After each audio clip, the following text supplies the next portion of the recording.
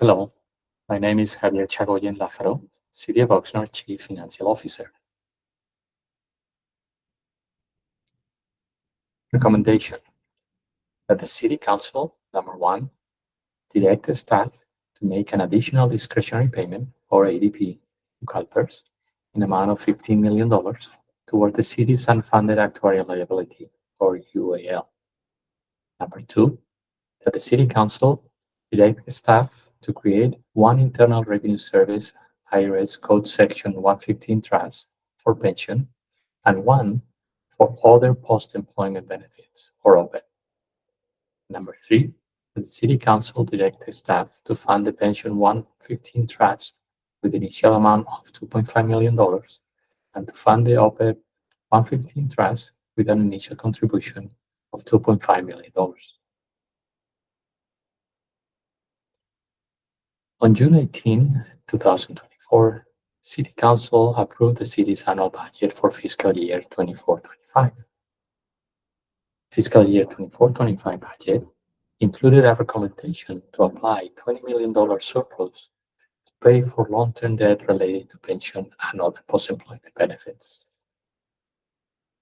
The staff report addressed the recommendation on how to allocate $20 million to pension and OPEB liabilities, optimizing savings, and how to set up a long-term strategy to address future increases in pension and OPEB cost. The city is contracted with California Public Employees Retirement System, CalPERS, to provide pension benefits for vested city employees. CalPERS investment returns are the main factor that explains the increase in unfunded liabilities that are defined as the difference between the cost of providing future benefits and the values held on behalf of the city to pay for those benefits. The chart in this slide represents CalPERS return on investment for the last 20 years. As can be appreciated from the chart, the volatility on the returns has direct implication on the increase of the unfunded liability. The city also contracts with CalPERS for the administration of post-employment medical benefits for employees that retire from the city and receive CalPERS pension. As of June 30, 2023, the combined long-term liability for both pension and OPEB was close to $398 million.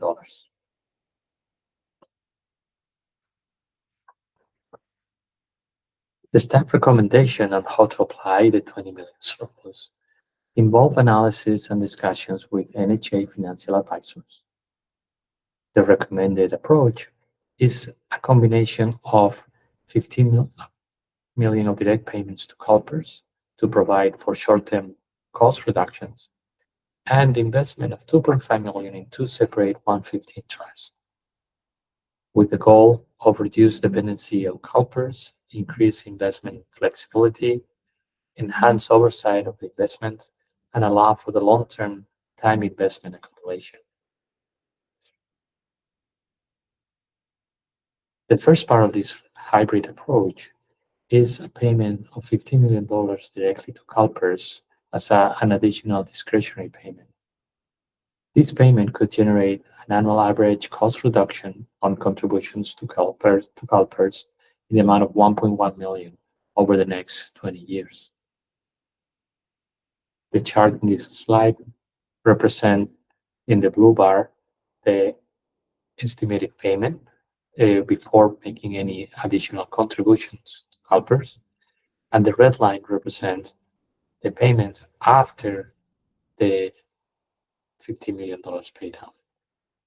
The staff report includes a table with the detailed calculation that is represented in this chart.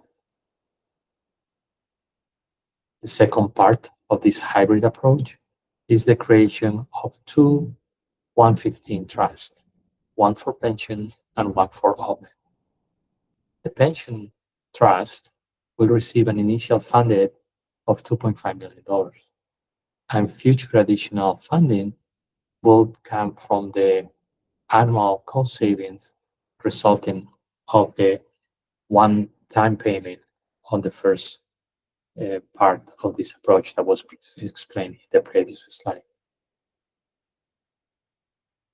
The OPEB 115 Trust initial funding will be also $2.5 million, and future funding for this OPEB Trust will be provided through the annual budget process with an estimated amount of $250,000 per year.